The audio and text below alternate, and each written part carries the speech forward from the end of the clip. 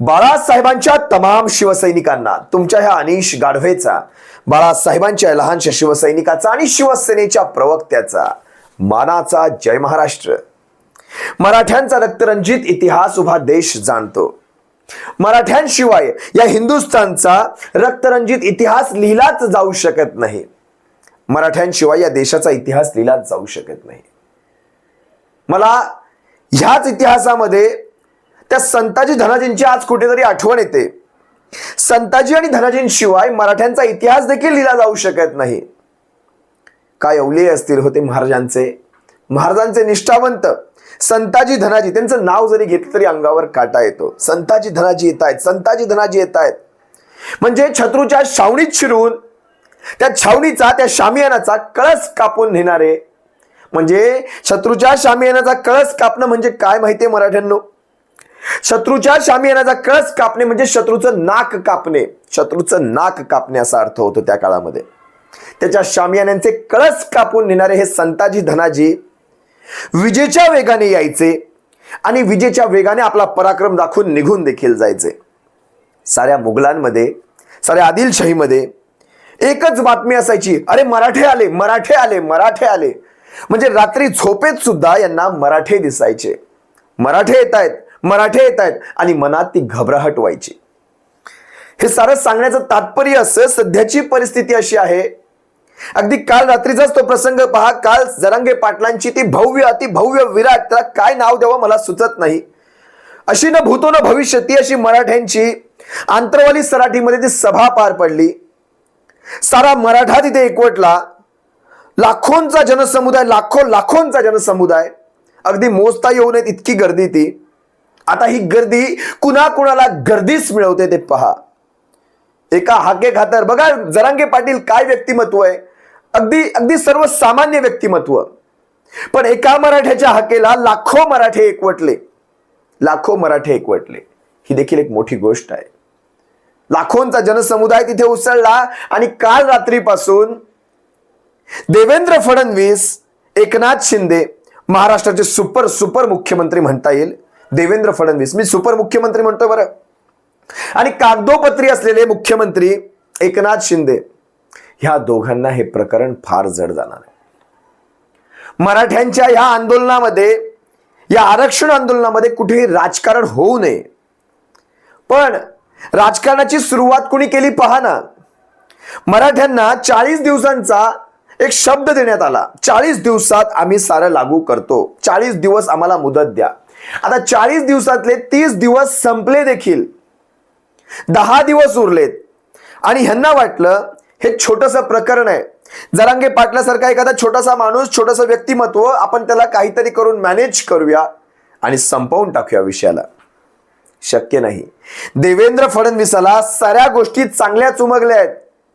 आणि हा व्यक्ती इतका, काय म्हणू त्याला, तर ते आपले मला पश्चिम महाराष्ट्रातले काही ते शब्द कदाचित तिथे फिट बसणार नाहीत, पण इतका बिलंदर माणूस, मी बिलंदर हा शब्द वापरला, इतका हुशार माणूस, इथून खेळणारा हा माणूस, हा मराठा आरक्षणाला गुंडाळायचा व्यवस्थित प्रयत्न करतोय. एकनाथ शिंदेला बरोबर पुढे पाठवलं गेलं, कारण इथे नाचक्की स्वतःची होऊ नये, नाचक्की व्हावी ती ह्याची, याला पुढे पाठवलं गेलं. तुम्ही पहा ना, त्यावेळेस जरांगे पाटलांची अशी परिस्थिती झाली होती की जरांगे पाटील वाट पाहत बसलेत, पण कोणी सरकारचा प्रतिनिधीच येईना झाला. शेवट अशा प्रकारे करण्याचा प्रयत्न केला. जरांगे पाटलांची मागणी होती मंत्रिमंडळाने यावं, दोन्ही छत्रपतींनी यावं, महाराष्ट्राच्या दोन्ही उपमुख्यमंत्र्यांनी आणि मुख्यमंत्र्यांनी यावं, आणि केंद्रातून देखील प्रतिनिधी असावेत, महाराष्ट्राचं सारं मंत्रिमंडळ यावं. एक देखील मागणी पूर्ण झाली नाही. फक्त एकटे एकनाथ शिंदे तिथे पोहोचले. यांना कळत नाहीये बळीचे बकरे आहेत, यांना कळत नाही. पण देवेंद्र फडणवीसांनी परिस्थिती चांगलीच ओळखली होती. तुम्ही लक्षात घ्या, मराठा बांधवांवर लाठीचार्ज झाला. त्या लाठीचार्ज नंतर, एवढ्या क्रूर लाठीचार्ज नंतर देवेंद्र फडणवीसांनी काय उत्तर दिलं माहितीये? की पोलिसांवर हल्ला करण्यात आला म्हणून तो लाठीचार्ज झाला. म्हणजे त्यांनी तिथेही मराठ्यांची बाजू घेतली नाही. तुम्हाला देवेंद्र फडणवीसांच्या काही कहाण्याच मी सांगतो इथे.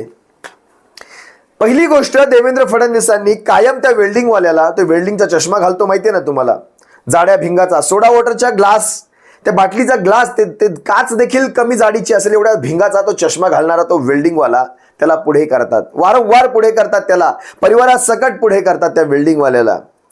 आणि मग डंके की चोट पे डंके की, ह्या डंके की चोटला ना, याच्या डंकेवरच चोट दिली पाहिजे मराठ्यांनी एखाद दिवशी. डंके की चोट पे, डंके की चोट पे. हे लक्षात घ्या, ही माणसं सोडली गेलेली आहेत, ही माणसं अंगावर सोडली गेलेली आहेत. मराठ्यांवर ही माणसं जाणून बुजून सोडली जातात. तुम्हाला खायला घालण्याचं नाटक केलं जातं आणि तो घास या डंके की चोटवाल्यांकडनं काढून घेतला जातो. शिवसेनेच्या सरकारच्या काळात एसटीचं आंदोलन अशाच प्रकारे चिघळवलं गेलं, राजकारण केलं गेलं त्या आंदोलनात. आज तागायत त्या एसटी कर्मचाऱ्यांना कुठलीही ज्या काळात जी मागण्या त्यांनी केल्या आणि ती पूर्ण करायचं आश्वासन या डंके की चोट पे दिलं, त्यांनी एकही आश्वासन पूर्ततेच्या दिशेने दिलेलं नाही. एक साधं उदाहरण दिलं मी तुम्हाला. पोलिसांच्या लाठी हल्ल्याचं याने समर्थन केलं. फडणवीस संपूर्ण आंतरवाली सराठीकडे फडणवीस कधी फिरकलेच नाहीत. पाठवलं कुणाला माहिती, अपमान करण्यासाठी पाठवलं नितेश राणेंसारख्या माणसाला, ज्याला संस्काराचा आणि नितेश राणेचा कुठेही संबंध नाही, अशा व्यक्तीला पाठवलं. तो म्हणतो गोळ्या कुठे लागल्या, कुणी मारल्या, आणि तो मस्करी काय, तो विनोद करण्याचा एक प्रयत्न केला गेला मराठ्यांचा. साऱ्या मराठा समाजाचा अपमान केला त्या नितेश राणेने. ना उदयनराजे गेले, ना केंद्रीय मंत्री गेले, ना गडकरी गेले, ना अजित पवार गेले, कोणीही गेलेलं नाही. बघा मराठ्यांचा अपमान कशा प्रकारे केला गेलेला आहे. आणि शेवटी जरांगे पाटील ज्यावेळेस वादाच्या याच्यावर आले की आता जरांगे पाटलांकडनं काही ना काहीतरी अशी वाक्य निघतील, अशा प्रकारची परिस्थिती तयार करण्यात येत होती. अशा माणसांना पाठवण्यात येत होतं. आजही तुम्ही पहा, ज्यावेळेस ओबीसींचे काही नेते, विशेषतः छगन भुजबळांसारखा राजकारणात मुरलेला नेता अशा प्रकारचे स्टेटमेंट असेच करतील असं मला वाटत नाही. मराठ्यांना खर्च कुठून आला, 100 एकरची जमीन, 7-7 कोटींचा खर्च, 10-10 कोटींचा खर्च, जे छगन भुजबळांची ही वक्तव्य आहेत, ही वक्तव्य उपमुख्यमंत्री अजित पवारच्या परवानगीशिवाय किंवा सुपरमुख्यमंत्री देवेंद्र फडणवीसाच्या परवानगीशिवाय होऊ शकत नाहीत. जाणून बुजून काल आंतरवाली सराठीमध्ये देखील जरांगे पाटलांनी देखील सांगितलं की जाणून बुजून ही वाक्य बोलायला सांगायची, जेणेकरून मराठा हा चिथवला जाईल. मराठा हा अग्रेसिव्ह समाज आहे, मराठा हा लढवय्या समाज आहे. विशेष लढायांच्या नंतर जेव्हा शांतता असायची, त्यानंतर मराठा समाज हा शेती देखील करायचा. मराठा समाज हा शेतकरी आहे. मुळात ज्यावेळेस युद्धजन्य परिस्थित्या, त्यावेळेस काय 12ही महिने नसायच्या. ज्यावेळेस युद्ध, त्यावेळेस मराठ्याच्या हातात तलवार, नाहीतर मराठ्याच्या हातात नांगर असायचा. सिंपल आहे ही गोष्ट. मराठा हा कुणबीच आहे बघायला गेलं तर. मग तुम्ही विचार करा, ही सारी परिस्थिती तुमच्या डोळ्यासमोर आहे. मराठ्यांना कशा प्रकारे गुमराह केलं जाते तुमच्या डोळ्यासमोर आहे. मराठ्यांना कुठलंही आरक्षण या सरकारला देण्याची मला दानत त्यांच्यात दिसत नाही. लक्षात घ्या, हे 40 दिवसाचं जे अल्टिमेटम आहे ना, या 40 दिवसातले 30 दिवस शून्य कार्यवाही, शून्य. आता 10 दिवस उरलेत. या 10 दिवसात ज्यावेळेस जरांगे पाटलांनी काल आव्हान केलं, जर आरक्षण दिलं नाही तर मग 40व्या दिवशी आम्ही दाखवून देऊ. त्यांनी अर्धवट सांगितले, काय दाखवून देऊ ते म्हणाले नाहीत, पण त्यांनी सरकारला जो द्यायचा आहे तो निर्वाणीचा इशारा दिलेला आहे. मराठ्यांचा निर्वाणीचा इशारा या सरकारने अतिशय गांभीर्याने घ्यावा, एवढंच मला सांगावं लागेल या निमित्ताने. कारण ह्याच्यात राजकारण नको.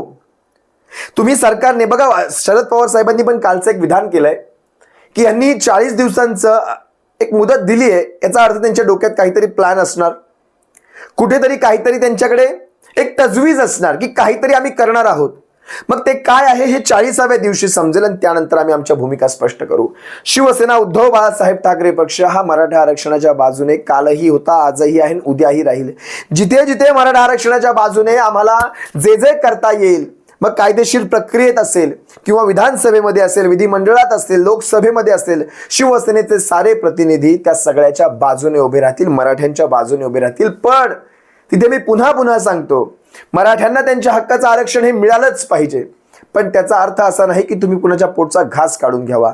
मला काही मागण्या ज्या जरांगे साहेबांनी केल्यात त्या मागण्यांकडे पण तुमचं लक्ष वेधायचंय. बरोबर पहा, मराठ्यांच्या ह्या मोर्चाच्या आसपासच, म्हणजे ज्यावेळेस मोर्चे निघतील किंवा ज्यावेळेस सभा असतील त्याच वेळेस ओबीसीचे काही नेते बाहेर काढले जातात. त्यांच्याकडे त्यांच्या तोंडी ठरवून काही वाक्य घातली जातात.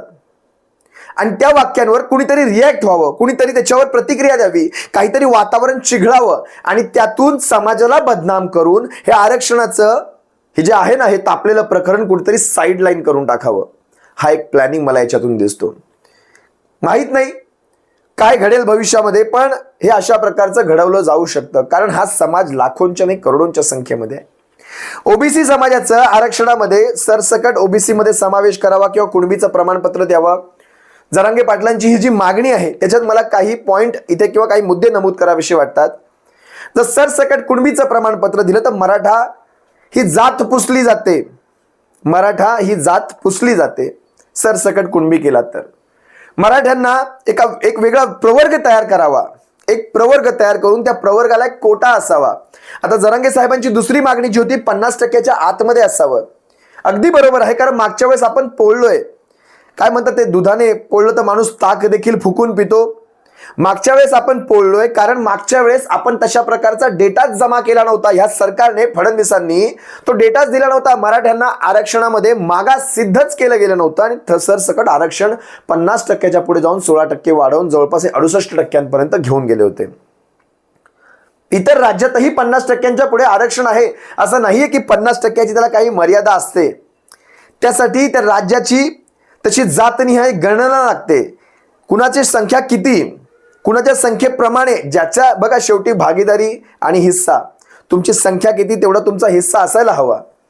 पण ती जातनिहाय गणना असेल किंवा तो डेटा असेल, तो इम्पेरिकल डेटा असेल, जे काही असेल ते सबमिट करावं लागतं. तांत्रिकदृष्ट्या तुम्हाला प्रूफ करावं लागतं की हा समाज मागास आहे, आर्थिकदृष्ट्या, शैक्षणिकदृष्ट्या आणि नोकऱ्यांच्या बाबतीत देखील हा मागास आहे. हे सगळं प्रूफ करावं लागतं. ते केलं गेलं नव्हतं.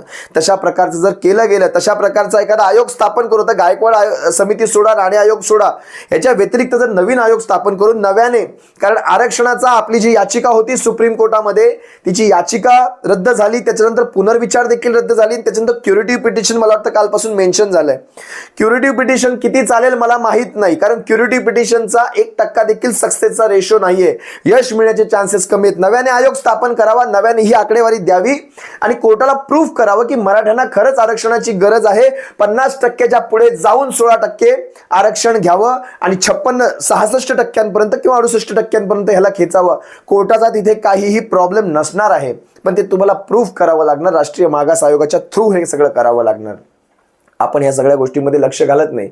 आज ज्यावेळेस आपण 50%मध्येच बसवा असं म्हणतोय, मग विचार करा, ताट, माझं एक उदाहरण मी वारंवार सांगतो, ताट एकच आहे, त्या ताटामध्ये पदार्थही तेवढेच आहेत. फक्त आधी 50 माणसं जेवत होती, आता 200 माणसं बसणार जेवायला, पण अन्न पदार्थ तर वाढलेले नाही आहेत ना. हे साधंसं उदाहरण आहे. त्यात आपल्याला अन्न पदार्थ वाढवावे लागणार, तो कोटा वाढवावा लागणार. तुम्ही 200 काय 1000 माणसं बसवा त्या ताटामध्ये जेवायला, कुणाचं काय जातंय, पण ते 1000 माणसांना खरंच त्यांचं पोट भरणार आहे का? त्याच्यामध्ये त्या जागांमध्ये त्यांचं पोट भरणारच नाहीये. उरलेल्या मराठ्यांना पुन्हा ओपन मधूनच जावं लागणार. मग मिळालं काय? जात पुसली जाणार आणि मिळणार पण काही नाही. या दोन्ही गोष्टींचा जरांगे पाटील साहेबांनी देखील विचार करावा. तिसरी जी मागणी आहे, 10 दिवसांच्या आत आरक्षण जाहीर करा. जसं NT विजय NT जसं टिकलं तसं हे टिकावं. अगदी बरोबर बोललात. ह्या मागणीच्या बाबतीत आपलं काहीच नाही. अगदी योग्य तुम्ही बोलला आहात. 24 ऑक्टोबरच्या आत करा, नाही तर मराठ्यांची त्यांनी एक निर्वाणीचा इशारा दिला की पुढे एकतर माझी अंत्ययात्रा निघेल, नाही तर मराठ्यांचा विजयरथ निघेल. जरांगे पाटील, तुमच्या जीवाला जराही काही आम्ही होऊ देणार नाही, याची तुम्ही खात्री बाळगा. आज तुम्ही समाजासाठी एवढं करताय. समाज तुमच्या पाठीशी लाखोंच्या नाही तर करोडोंच्या संख्येने आहे. समाज सरकारला झुकवेल. समाज न्यायाने, अधिकाराने, जे संविधानाने अधिकार दिलाय त्या संविधानाच्या दायऱ्यामध्ये राहून, त्या चौकटीमध्ये राहून हे आरक्षण मिळवेल. तुम्ही अजिबात त्या बाबतीत विचार करू नका. निर्वाणीचं बोलू नका जरांगे साहेब. पुढची जबाबदारी सरकारची असेल, जर हे भडकलं तर ऑफकोर्स जबाबदारी ही सरकारचीच राहणार. कोपर्डीच्या नराधमांना फाशी, याच्यातनं वेगळं काय सांगायचं? आणि हे कधीच व्हायला हवं होतं. तोही विषय मी इथे काही बोलत नाही. 45 ते बांधव जे शहीद झाले मराठा आरक्षणामध्ये, आंदोलनामध्ये, त्यांना सरकारी नोकरी आणि निधी, अगदी बरोबर आहे.